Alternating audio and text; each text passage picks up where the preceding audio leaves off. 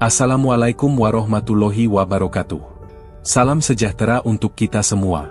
Terima kasih sudah hadir kembali di channel Selamat Untung, tempat di mana kisah-kisah nyata dan legenda mistis kami hadirkan dengan penuh rasa dan makna. Semoga Anda semua selalu diberi kesehatan, keselamatan, dan ketenangan dalam setiap langkah. Dukung terus channel kami dengan cara subscribe, like, dan aktifkan loncengnya, agar Anda tidak ketinggalan cerita-cerita pilihan yang akan terus kami sajikan. Mari kita mulai ceritanya. Malam di Cirebon kota turun pelan seperti kain basah menutup atap rumah sakit.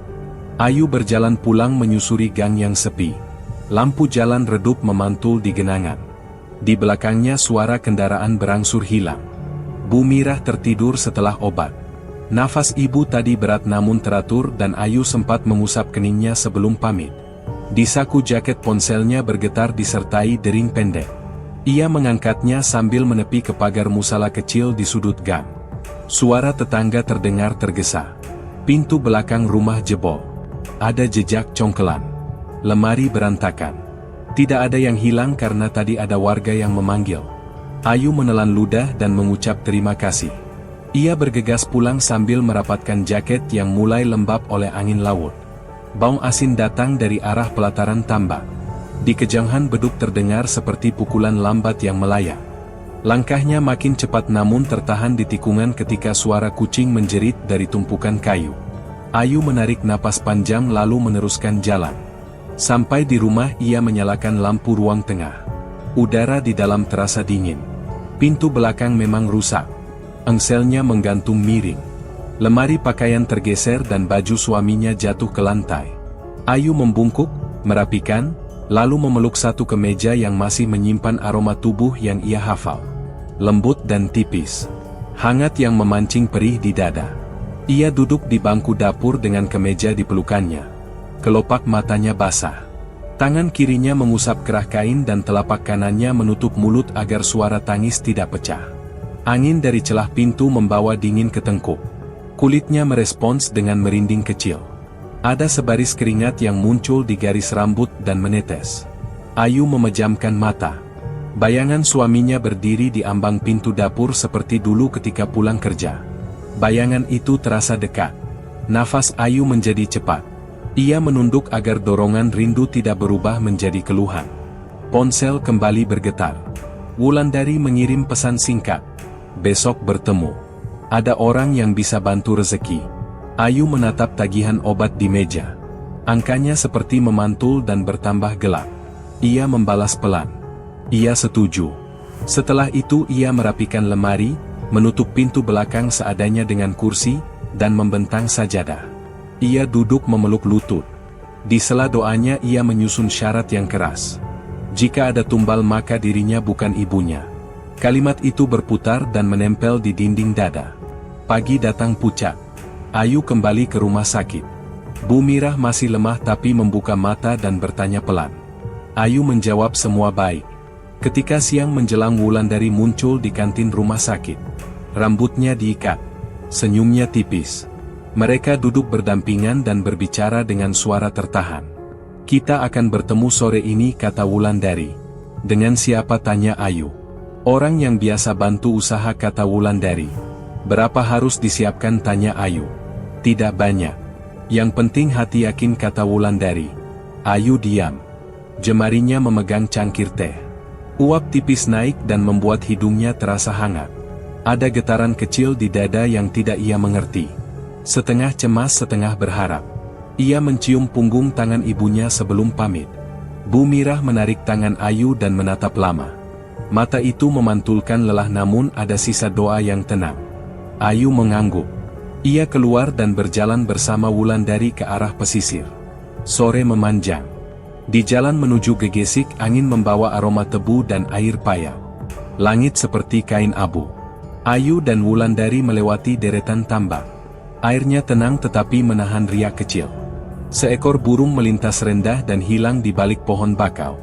Wulandari menunjuk ke ujung gang yang mengarah ke masjid tua. Halaman masjid luas dan berpasir. Ada beberapa orang duduk di tangga sambil bercakap lirih. Ayu menahan langkah. Jantungnya berdegup lebih keras. Ia tidak tahu apakah karena takut atau karena dorongan lain yang tumbuh dari rasa kosong di tubuhnya. Di pelataran masjid tua mereka berhenti. Angin malam bergerak dari arah tambak. Angin itu menyentuh kulit leher Ayu seperti jemari halus yang iseng mengetuk. Ayu merapatkan kerudung. Udara tiba-tiba lebih dingin. Mata Ayu menelusuri sisi masjid dan pepohonan. Di antara bayang bangunan ada ruang gelap yang seakan memanggil. Wulandari mendekat dan berbisik. "Tenang saja Yu," kata Wulandari. "Aku merasa diawasi," kata Ayu. Wulandari tidak menjawab. Suara beduk jauh berpadu dengan desir angin. Ayu menelan ludah. Ruang di sekitar terasa memadat. Ia menahan napas sejenak lalu menghembus pelan. Di bawah cahaya lampu yang temaram bayangan mereka berdua memanjang di pasir dan berhenti tepat di garis gelap halaman. Ayu tidak melangkah. Ia menunggu tanpa suara. Di batas itu malam seperti menutup mulutnya sendiri dan sisanya hanya degup di dalam dada. Bayangan kami tadi memanjang di pasir pelataran masjid tua dan berhenti tepat di garis gelap halaman. Angin malam dari arah tambak masih menyentuh leherku seperti jemari halus. Wulandari mengangguk kecil. Kami berjalan menyusuri gang yang menurun ke arah pesisir. Uap asin merayap di kulit. Di ujung gang itu berdiri keraton kecil dengan pagar tembok setinggi dada. Di dalamnya ada 2 pohon asem tua dan 2 makam batu yang kusam. Pintu kayu berderit. Seorang lelaki tua berkopiah keluar. Matanya tajam. Suaranya pelan. "Silakan masuk," kata Abah Jalal. "Jangan banyak bicara," kata Abah Jalal. "Ikuti saja aturan," kata Abah Jalal. Kami menunduk. Tanah di halaman terasa empuk. Di dekat serambi ada tikar pandan dan wadah anyaman untuk kembang. Abah menunjuk mangkuk tanah liat kosong. "Kembang 3 rupa. Dupa sedikit saja.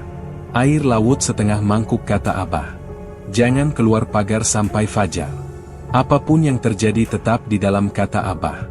Seorang pria berjaket rapi masuk bersama istrinya. Wajahnya tegang. Urat di pelipisnya tampak. Istrinya menggenggam tas erat. Mereka saling berbisik namun aku hanya menangkap potongan suara yang basah. Lalu seorang perempuan berhijab datang dengan langkah kecil. Ia menunduk dan duduk jauh di sisi kanan. Sambil menatap ujung jarinya ia berbisik pada Abah. "Pengasih," kata perempuan itu sangat pelan. "Jangan sebut nama siapapun," kata Abah. Wulandari menyikut lenganku. Mata kami bertemu. Ada kilat aneh di matanya. Aku berusaha tetap tenang. Abah berjalan memutar halaman. Di bawah pohon asem ia menabur garam. Setelah itu ia menyalakan dupa dan memercikkan air laut ke 4 sudut. Asap mulai naik. Harumnya tidak manis. Ada getir yang menggigit. Kulitku terasa panas dingin. Hawa hangat menggelitik dari bawah telinga lalu turun ke leher. Aku menahan napas tanpa sadar. "Duduk di sini," kata Abah menunjuk sisi tikar. "Pejamkan mata. Jangan menoleh. Dengarkan saja," kata Abah. Aku menurut. Kainku menyentuh anyaman tikar yang kasar. Suara jangkrik datang dari balik pagar. Di kejauhan ombak menampar pelan. Saat mataku terpejam aku merasakan jarak di sekeliling mengecil seperti ada dinding yang merapat. Nafasku tidak teratur. Ada hembus napas di belakang telinga. Lembut namun dalam. Ujung rambut berdiri. Rasa sepi yang selama ini kupelihara naik dari perut seperti arus hangat yang malu-malu. Aku menggenggam lutut agar tubuh tidak maju ke arah sumber napas itu. Udara mengusap kulit tengkuk lalu berhenti tepat di cekungan bahu. Lidahku kering. Wulandari berbisik tipis di sampingku. "Tenang saja Yu," kata Wulandari. "Jangan bicara," kata Abah. Aku menelan ludah. Dalam gelap di balik kelopak mata aku melihat kilau tipis seolah ada gerak halus yang memantul dari permukaan air. Mangkuk itu di depanku. Aku yakin. Hidungku menangkap campuran garam dan kembang basah. Suara perempuan berhijab terdengar putus. "Kalau berdoa boleh," kata perempuan itu. "Doa dalam hati. Jangan sebut nama," kata Abah. Angin memasuki kebaya lewat celah kecil di dada. Kulit perutku menciut lalu mengembang. Ada rasa hangat yang menekan dari dalam seperti ada air tebal yang merambat pelan. Aku merapatkan kerudung namun ujung angin tetap menemukan jalan di sepanjang garis leher. Dadaku berdebar panjang. Jemariku berkeringat. Kain di lutut terasa licin. Aku membayangkan aroma baju suamiku yang lembut dan tipis. Ingatan itu masuk tanpa permisi dan bertabrakan dengan napas asing yang kini beredar di sekitar pipi. Aku menahan suara agar tidak memanggil siapapun. Pria berjaket itu mengeluarkan suara kecil. "Sampai kapan begini?" kata pria itu. "Sampai fajar," kata Abah. "Kalau ada tanda bagaimana?" kata si istri pelan. "Diam. Jangan ganggu," kata Abah. Asap dupa memadat. Aku merasakan ruang di depanku seperti bergeser sedikit. Bulu kuduk di lengan naik. Ada getaran halus di tikar. Tidak besar. Hanya cukup untuk membuat garis punggung terasa terangkat setengah jari. Aku membuka mata sedikit dan melihat mangkuk tanah liat di depan. Airnya memantul menangkap cahaya lampu kuning dari serambi. Kembang di samping mangkuk tampak basah. Abah berdiri agak jauh dengan punggung menghadap kami. Di atas kepalanya daun asem bergerak perlahan. Aku memejam lagi. Hembus napas di belakang telingaku semakin teratur. Kali ini terasa lebih dekat. Seperti seseorang hendak membisikkan kata. Namun yang datang hanya udara hangat yang memukul pelan. Sisi pipi menjadi panas. Rasa malu membungkus tubuh seperti selimut tipis. Di tengah rasa malu itu ketakutan menyelinap dan menggenggam tulang belakang. Aku berdoa dalam hati tanpa menyebut nama siapapun. Suara tambak di luar pagar mengayun seperti buayan berat. Wulandari menggeser duduk. "Kau baik-baik saja?" tanya Wulandari. Aku dingin jawabku. "Jangan buka mata," kata Abah. Aku patuh. Waktu melebar. Di sela dengung hening itu tiba-tiba ada gerak kecil di depan. Bukan dari orang. Bukan dari angin. Seperti sesuatu menyentuh kembang. Aku merasakan hawa berubah lagi. Ringan lalu berat. Dada mengembang lalu menahan. Tikar bergeser setipis kuku. Aku membuka mata sangat sedikit. Mangkuk masih di tempat. Namun kembang tampak berkurang. Aku menahan napas. Detik berikutnya ada sentuhan tak terlihat yang menggesek anyaman. Bunga melorot dan hilang. Tidak ada suara. Tidak ada tangan. Yang ada hanya udara yang bergerak seperti makhluk yang tahu persis jalan keluar masuk. Aku memejam lagi. Di bawah kelopak mata yang gelap aku menahan tubuh agar tidak menggigil. Sesuatu di halaman itu bekerja dengan sabar. Satu persatu bunga tidak ada. Air laut tetap tenang. Dupa terus menyala. Dan kami semua tetap di dalam pagar sampai malam mengeras di atas kepala. Asap dupa semalam masih terasa di pangkal hidung ketika aku membuka mata. Sensasi hangat di belakang telinga belum benar-benar pergi. Bayangan bunga yang hilang sendiri berputar pelan di kepala. Aku merapikan selimut lalu duduk lama di tepi ranjang. Wulandari mengetuk pintu dan menyodorkan daftar kecil dari Abah Jalal. Tulisan tangannya miring dan tegas. Ada telur bertulisan huruf. Ada minyak dalam botol kecil. Ada kertas putih untuk membungkus tali benang. Semuanya disebut sebagai mahar yang tidak disebut angka. Hanya ada catatan singkat agar memberi tanda terima kasih. Di halaman keraton kecil beberapa orang sudah menunggu. Perempuan berhijab yang kemarin duduk di sisi kanan kini membawa keranjang kecil. Suaranya sangat pelan ketika bertanya pada Abah. "Bagaimana cara memohon?" kata perempuan itu. "Ikuti saja. Jangan sebut nama," kata Abah. "Apa perlu uang segini?" kata perempuan itu. "Uang itu untuk belanja keperluan. Bukan harga," kata Abah. Pria berjaket rapi kembali datang bersama istrinya. Mereka menaruh amplop di sudut tikar. Istrinya menggenggam tas erat seperti kemarin. Wajahnya pucat. Abah memeriksa telur yang dibawa orang-orang. Di kulit telur itu ada goresan seperti huruf yang tidak kupahami. Lalu ia mengeluarkan botol kecil berisi minyak bening. Ia berkata bahwa tali akan berpindah ke dalam botol bila 5 menit direndam. Semua orang memperhatikan. Aku ikut menahan napas. Hawa siang merayap ke kulit dan menempel seperti lapisan tipis. Wulandari berbisik di dekatku. "You kau punya uang berapa?" kata Wulandari. "Tidak banyak," jawabku. "Gelang pemberian almarhum suamimu itu masih ada," kata Wulandari. "Masih." "Kenapa?" kata aku. "Kalau perlu digadai dulu," kata Wulandari. Dadaku menjepit pelan. Aku menyentuh pergelangan yang kosong. Gelang itu sudah beberapa kali ingin kulepas namun selalu kutahan. Kali ini aku berdiri juga dan pergi ke kios pegadaian di ujung kampung. Pria tua pemilik kios menimbang dengan mata. Ia menyebut nilai yang membuat leherku kaku. Aku mengangguk dan menerima uang yang terasa dingin di telapak. Ketika kembali ke keraton kecil, aku menatap telapak tanganku lama-lama. Seperti ada bekas yang tertinggal di sana dan tidak bisa dicuci. Abah memberi isyarat agar kami duduk lagi. Ia menaruh botol minyak dan seutas tali di atas mangkuk tanah. Matanya menatap pelan namun tajam. Jangan bertanya banyak, kata Abah. Percaya saja pada aturan, kata Abah. Tali dimasukkan ke air bening. Kami menunggu. Jeda sejenak terasa panjang. Kulit tengkuku merayap mengingat sentuhan semalam. Angin halus menyelinap lewat celah kerudung dan menuruni garis leher. Ada panas kecil yang bergerak dari dada ke perut lalu kembali naik. Aku menggigit bibir tanpa sadar. 5 menit berlalu. Abah mengangkat botol. Tali masih di luar. Ia tidak berkata apa-apa. Ia hanya memindah sudut duduk dan meminta kami diam. Orang-orang sekitar berdehem. Ada yang berbisik soal uang rokok. Ada yang menyebut tukang belanja. Tekanan kecil itu menggantung di udara. Tidak kasar. Namun aku bisa merasakannya di telinga seperti denging yang menuntut. Menjelang sore aku pamit sebentar dan menuju warung kopi dekat balai desa. Di sana Pak Lurah Suitno duduk sendirian. Ia memanggilku dengan anggukan. Wajahnya kaku namun tidak keras. Ia menyodorkan kursi. Jangan main jauh neng, kata Pak Lurah. Saya hanya ingin pekerjaan yang jelas, jawabku. Saya tahu. Tapi jangan menukar yang sedikit dengan yang tak terlihat, kata Pak Lurah. Saya mengerti, kata aku. Kalau butuh dibantu urusan administrasi bilang saja, kata Pak Lurah. Nada suaranya seperti ayah yang menahan marah.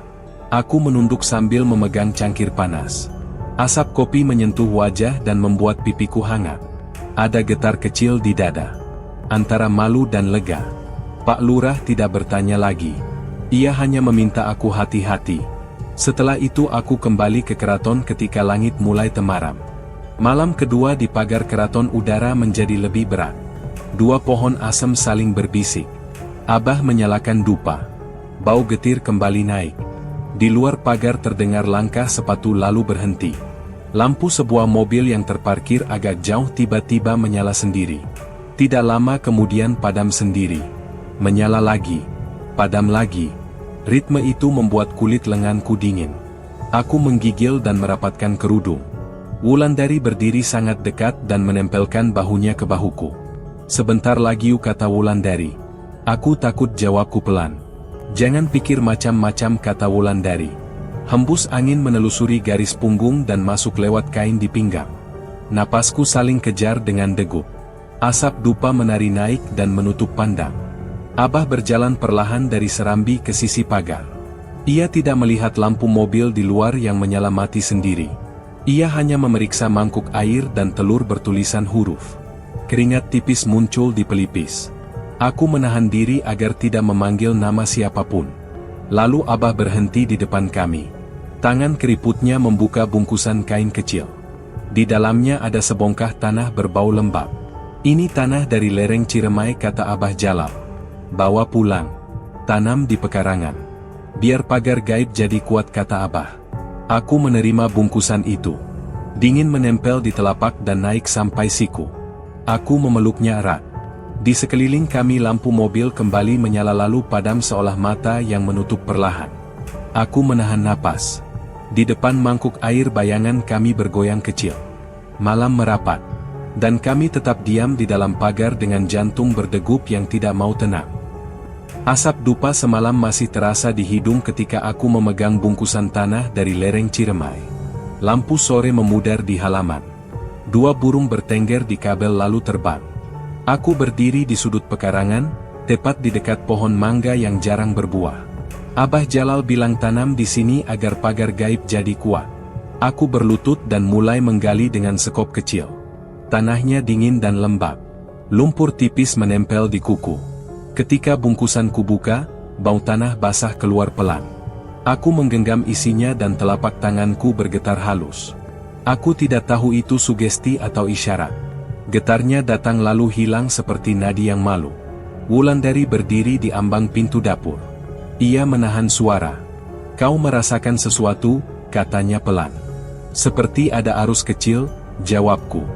Jangan takut. Tanam saja, katanya. Aku menekan tanah itu ke lubang kecil. Jari menutup gemburannya dengan hati-hati. Saat menepuk permukaan, telapak tiba-tiba hangat lalu dingin kembali. Bulu kuduk meremang. Aku menarik napas. Udara halaman membawa asin dari pesisir. Di kejauhan suara azan maghrib memantul. Wulandari menutup pintu pelan dan menyiapkan air minum. Kami duduk di bangku kayu beberapa menit tanpa bicara. Rasa ragu dan harap saling menekan di dada. Malamnya aku menyalakan dupa kecil di kamar. Cahaya redup menempel di langit-langit. Aku memeluk bantal suami. Sarung bantal masih menyimpan aroma yang lembut. Tubuhku rindu namun takut. Aku duduk bersila di ujung ranjang. Mataku terpejam. Keringat tipis muncul di tengkuk. Hembusan gelap menepi di pipi. Rasanya seperti kulit orang yang berdiri sangat dekat. Nafasku menjadi pendek dan dalam. Aku ingin menoleh namun memilih diam. Aku menahan bibir agar tidak menyebut nama. Di luar jendela suara malam menetap. Jangkrik. Desir daun. Sesekali motor jauh seperti bisikan yang patah. Pintu kamar bergetar sekali. Hanya sekali. Bunyi kayu bertemu kusen lalu berhenti. Dupa tetap menyala. Asapnya naik seperti benang tipis. Aku membuka mata sedikit. Tidak ada siapa-siapa. Namun hawa di sekitar ranjang mengental. Bayangan jemari seperti lewat di tepi telinga. Kulit wajahku panas lalu dingin. Dadaku berdegup panjang. Aku menengadah dan menekan bantal ke dada agar napas tidak memecah. Di sela hening aku mendengar langkah Wulandari di dapur. Ia berhenti sejenak lalu kembali menjam. Aku di luar. Kalau perlu panggil saja, kata Wulandari dari ruang tengah. Baik. Aku tidak apa-apa, jawabku. Jangan buka jendela, katanya. Aku mengerti, jawabku. Aku kembali memejam. Di bawah kelopak mata ada kilau yang datang dan pergi. Seperti pantulan air di mangkuk. Rasa hangat di perut pelan-pelan naik. Menyentuh dada lalu berputar di tenggorokan. Aku menelan ludah. Aku menarik napas lewat mulut dan menahannya. Dupa mengecil. Hembusan gelap itu bergeser ke bahu. Lalu ke tengkuk. Lalu berhenti. Aku menahan gerak sampai otot lengan bergetar halus. Tidak ada kata. Tidak ada tanda lain. Hanya degup yang enggan reda. Subuh mendekat. Udara berubah sejuk. Aku memadamkan dupa dan menutup mata sejenak. Saat itulah ponsel bergetar. Pesan dari Wulandari masuk. Ada lokasi baru. Gua Nengnom, tulisnya. Kapan? Balasku. Nanti malam. Kita coba, balasnya. Aku turun dari ranjang dan berjalan ke garasi untuk mengambil ember. Langkahku terhenti. Di tengah keramik yang biasa kering tiba-tiba ada retakan kecil memanjang. Garisnya tipis namun tegas. Aku jongkok dan menatap dalam-dalam. Dari bawah garis itu seolah ada gelap yang memandang balik. Aku menahan napas. Kulit tanganku dingin. Hening menggulung di telinga. Aku tidak menyentuh retakan itu. Aku hanya memandang sampai mata terasa pedih dan dada kembali berat. Retakan tipis di keramik garasi masih terbayang ketika aku berdiri di dermaga Losari. Rasa berat di dada dari pagi belum pergi. Angin laut datang dari arah muara dan membawa asin yang tajam. Abah Jalal berdiri di sebelah kanan dengan tangan di belakang punggung. Wulandari menunggu di sisi perahu kecil yang ditambatkan dengan tali kusut. Air memantulkan cahaya sore yang redup dan membuat garis gelap bergetar di permukaan. Abah mengangguk pelan lalu menyodorkan timba kecil. Cuci wajahmu, kata Abah. Jangan sebut nama siapapun, kata Abah. Kalau terselip pintu akan marah, kata Abah. Aku menimba air. Dingin naik dari telapak sampai ke lengan. Ketika air menyentuh kulit wajah rasanya seperti lapisan baru yang menempel rapat. Aku menahan napas dan membiarkan sisa asin menetes ke bibir. Ada rasa getir yang membuat lidahku mati. Wulandari memperhatikan tanpa bicara. Matanya seperti menimbang. Abah lalu mengambil sebungkus kertas minyak berisi pisang raja dan nasi dengan lauk kecil. Ia menyuruh kami makan seperlunya. Ia menyebutnya ram-ram. Bukan kenyang yang dicari. Hanya tanda agar perut tidak kosong. Kami duduk di bibir dermaga. Suara air memukul tiang kayu pelan. Wulandari mengunyah perlahan. Kau yakin sanggup, tanya Wulandari. Aku akan diam, jawabku. Kalau takut panggil aku, kata Wulandari. Jangan sebut nama siapapun, kata Abah dari belakang. Aku mengangguk. Langit menebal. Awan menutup bulan bahkan sebelum gelap jatuh penuh. Kami berjalan ke pasir yang paling barat. Abah menancapkan dupa dan menaruh kembang di dalam wadah kecil dari daun. Ia menuang air laut ke mangkuk tanah liat seperti yang dilakukan di keraton kecil. Ia memintaku berdiri satu langkah dari mangkuk. Wulandari berdiri sedikit di belakang. Angin tiba-tiba berubah. Hangat menyusup dari pinggang dan memeluk tubuh pelan. Seperti pelukan yang pernah aku kenal. Suhu itu bergerak dari kanan ke kiri dan kembali ke kanan lagi. Pinggangku terasa diremas lembut dan bergoyang halus mengikuti napas. Aku menutup mata. Keringat dingin muncul di punggung. Ada rasa malu yang naik tanpa sebab dan menahan tanganku agar tidak mencari tumpuan. Jangan buka mata, kata Abah. Dengarkan air, kata Abah. Jangan sebut nama siapapun, kata Abah. Suara ombak menjadi lambat. Aku mencoba fokus pada bunyi pasir ketika tertarik kembali. Namun yang terasa justru aliran panas yang naik dari perut dan menekan dada. Napasku memendek. Kain di pergelangan tangan bergerak sedikit seperti disapu angin dari arah bawah. Aku memegang sisi rok agar tidak naik. Kulit leherku disentuh udara yang ganti-ganti. Hangat lalu dingin lalu hangat lagi. Seolah ada jarak satu jari yang selalu mendekat dan tidak pernah menyentuh. Aku menggenggam telapak sendiri. Jari berkeringat. Mata tetap terpejam. Wulandari berbisik pelan di belakangku. Kau baik-baik saja, Yu, kata Wulandari. Aku gemetar, jawabku. Tahan sedikit lagi, kata Wulandari. Dupa bergerak kecil seperti ada yang lewat di depannya. Asapnya memelintir ke arahku. Bau kembang basah bercampur garam menutup hidung. Aku menelan ludah dan merasakan asin menuruni tenggorokan. Lidahku berat. Aku tetap tidak menyebut nama siapapun. Di telingaku ada hembusan yang putus-putus. Kadang dekat, kadang jauh. Tidak pernah menjadi kata. Tidak ada suara yang memulai akad. Hanya udara yang mengajak tubuh seperti menunggu jawaban dari sesuatu yang tidak tampak. Abah berpindah tempat dengan langkah nyaris tanpa bunyi. Ia menaburkan sedikit garam ke pasir. Lalu ia menepuk ringan udara di atas mangkuk. Ombak mengayun lebih keras lalu reda sendiri. Dalam sela reda itu aku merasa pelukan angin kembali mengumpul di pinggang dan mendorongku setipis ujung kuku ke depan. Aku menahan lutut agar tidak goyah. Malu-malu memanas di pipi. Keringat menggambar garis di tulang punggung dan masuk ke garis pinggang. Aku ingin menoleh ke Wulandari namun aturan menahan leherku tetap lurus. Berapa lama lagi, tanya Wulandari lirih. Sampai ada tanda, kata Abah. Tanda seperti apa, tanya Wulandari. Tidak usah kau kejar tanda, kata Abah. Waktu terasa tidak bergerak. Awan tetap menutup bulan. Dupa tinggal setengah. Aku menarik napas dan menghitung pelan di kepala. 1 sampai 10 lalu kembali ke 1. Kesadaran tentang tubuh menjadi tajam. Setiap sentuhan udara tercatat. Setiap geser kain disebut oleh kulit. Setiap detik menekan jantung seperti palu kecil. Namun tetap tidak ada suara yang memulai akad. Abah akhirnya berdiri di sisi kiri. Ia mematikan sisa dupa dengan jari yang basah. Lalu ia menatap kami bergantian. Matanya tidak keras namun menutup ruang bicara. Kamu belum diizinkan, kata Abah pelan. Coba di Gua Nengnong, kata Abah. Aku mengangguk tanpa suara. Wulandari menatap laut. Ombak kembali menggesek pasir seperti rahasia yang tidak bisa dijelaskan. Aku menunduk dan mengusap pipi dengan punggung tangan. Asin laut dan kembang basah tinggal sebagai bekas di bibir. Malam menggulung perlahan. Kami berjalan kembali ke dermaga dengan langkah yang menahan sesuatu di dalam dada agar tidak pecah. Kata-kata Abah di dermaga masih menempel di telinga ketika kami mulai menanjak ke arah Gua Nengnong. Angin laut tinggal sebagai asin di bibir. Jalannya miring seperti papan licin. Rumpun bambu di kiri kanan bergesek dan mengirim suara serut yang memanjang. Lampu senter kecil di tangan Wulandari memantul di batu kapur. Abah berjalan paling depan dengan langkah rata. Punggungku basah oleh keringat. Di sela lelah ada hangat yang tidak mau pergi dari pinggang. Seperti sisa pelukan angin yang tadi menggulitiku di pasir.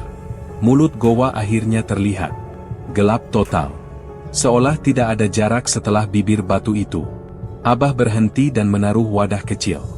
Di dalamnya kembang dan sepotong nasi. Mangkuk air laut diletakkan di dekat dinding. Duduk membelakangi lubang, kata Abah pelan. Jangan buka mata.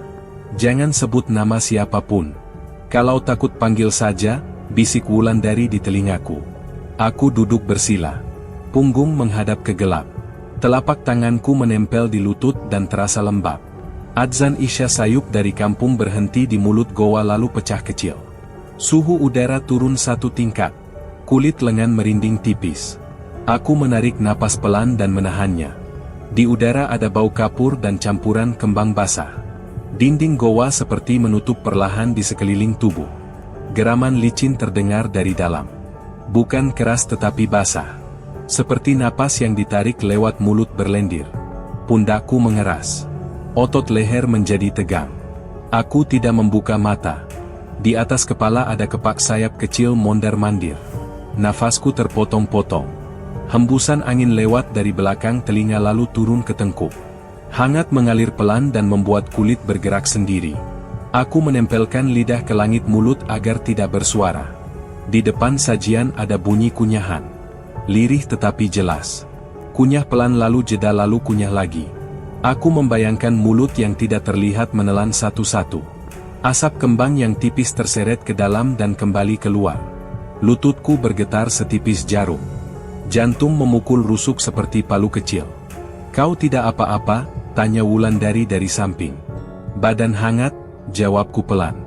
Jangan bergerak, kata Abah. Aku memejam lebih rapat. Di balik gelap ada kilau kecil seperti cahaya yang ditimpa air. Hawa melayang dekat pipi. Wanginya tidak manis namun membuat dada menegang. Napasku mengendap di perut lalu naik lagi. Kain di paha menyentuh kulit dan rasanya seperti tangan yang lewat sangat pelan. Aku menggenggam lutut kuat-kuat agar tidak maju. Rasa malu datang seperti uap. Tubuhku membalas tanpa kukendaki. Hangat menekan dari dalam dan membuat tenggorokan kering. Suara kunyahan berhenti. Keheningan menjadi tebal. Lalu sesuatu jatuh tepat di punggung kaki. Dingin dan basah. Seperti bungkusan kecil yang dilempar dari jarak dekat. Aku hampir memekik. Tangan kanan spontan menutup mulut. Darah terasa naik ke wajah. Bulu kuduk berdiri dengan cepat. Aku menahan gerak. Jantung mendorong dinding dada hingga terasa sesak. Antara takut dan rasa aneh yang membuat kulit merinding sekaligus hangat. Aku menunggu kata-kata yang seharusnya datang. Maumu apa? Tidak ada. Hanya napas berlendir yang berputar dari dalam gelap. Kepak sayap lewat sekali lagi lalu hilang. Waktu bergerak sangat lambat. Punggung kaki masih dingin. Bungkusan itu tidak bergeser. Aku tidak berani menunduk. Keringat turun dari pelipis dan masuk ke garis rahang. Masih kuat? Tanya Wulandari sangat pelan. Aku diam, jawabku. Jangan buka mata, ulang Abah. Adzan subuh menggema dari kampung. Suara itu menembus dinding dan membuat udara di mulut goa bergetar. Abah menyentuh pundakku sebentar. Berdiri. Sudah cukup, katanya. Aku mengangguk tanpa membuka mata. Pelan-pelan aku bangun. Bungkusan jatuh dari punggung kaki dan mengenai tanah dingin. Aku melangkah keluar tanpa akad. Hawa pagi memukul wajah. Angin dari rumpun bambu menempel di kerudung. Wulandari menahan lenganku sampai langkahku stabil.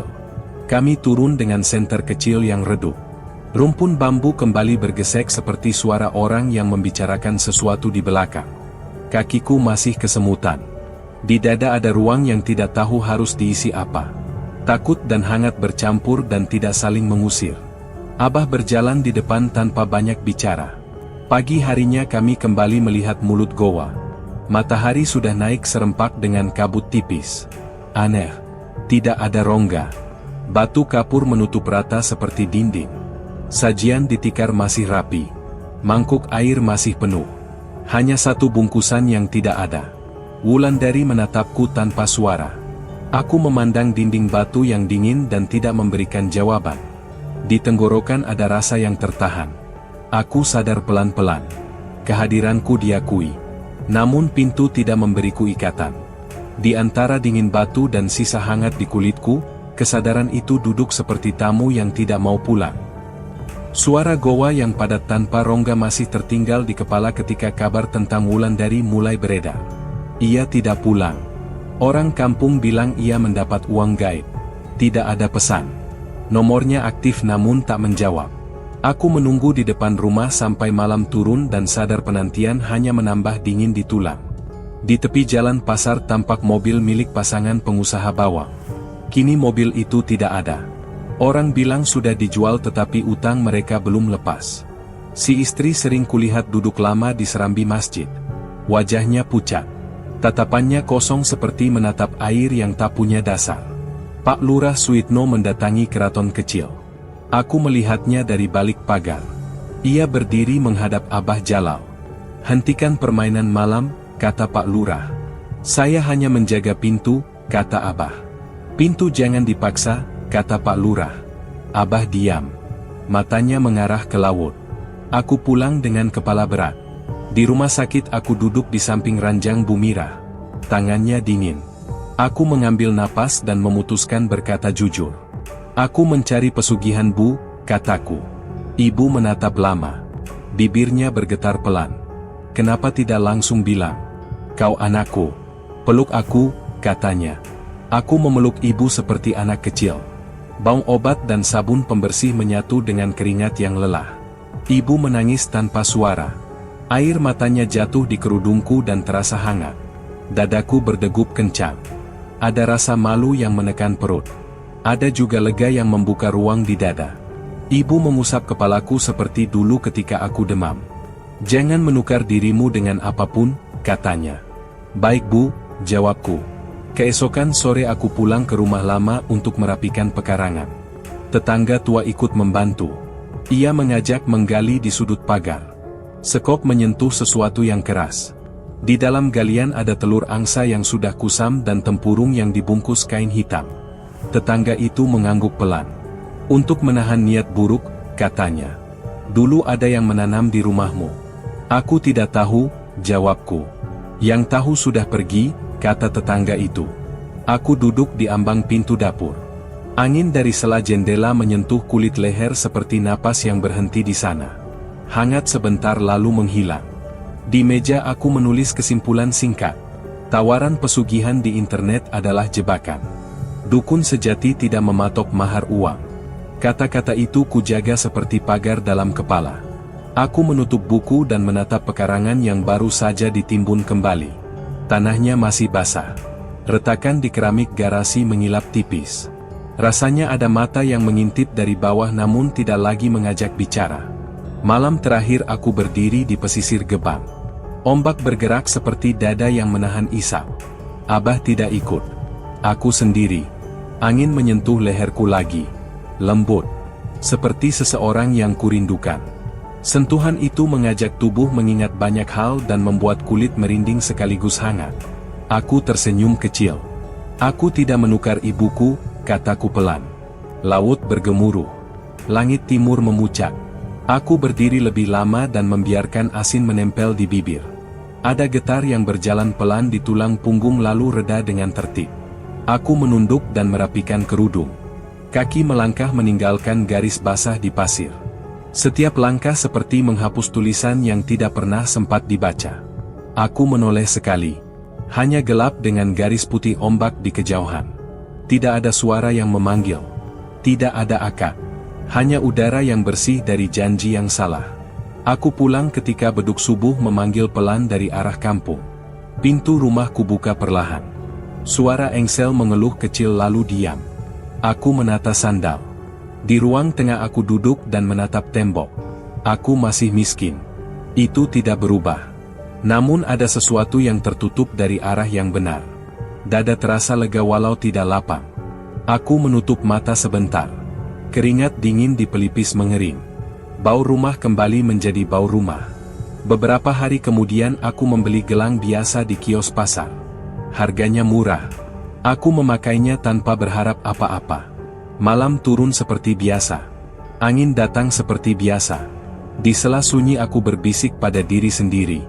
Jangan panggil siapapun. Jangan sebut nama. Jaga pintu. Aku memeluk bantal dan diam. Tidak ada uang gaib. Tidak ada akad. Yang ada hanya napas yang kutata sendiri. Di kejauhan beduk subuh memanggil lagi. Aku menjawabnya dalam hati dan membiarkan sisa asin laut di bibirku hilang bersama pagi. Terima kasih sudah berjalan bersama sampai halaman terakhir. Terima kasih sudah memberi waktu, perhatian, dan napas yang tenang untuk setiap jeda, setiap luka, dan setiap pilihan yang tidak mudah. Cerita ini hanya cermin, kadang retak, kadang jernih, dan Anda telah berani menatapnya sampai tuntas. Jika ada yang tertinggal, biarkan itu menjadi pengingat. Kita boleh rapuh, tapi tidak harus menyerah. Kita boleh jatuh, tapi tetap berhak pulang. Terima kasih karena sudah membaca dengan hati, bukan sekadar mata. Semoga langkah Anda selalu dijaga, pintu-pintu gelap tertutup rapi, dan pintu yang benar terbuka lebar. Sampai jumpa di kisah berikutnya. Wassalamualaikum warahmatullahi wabarakatuh.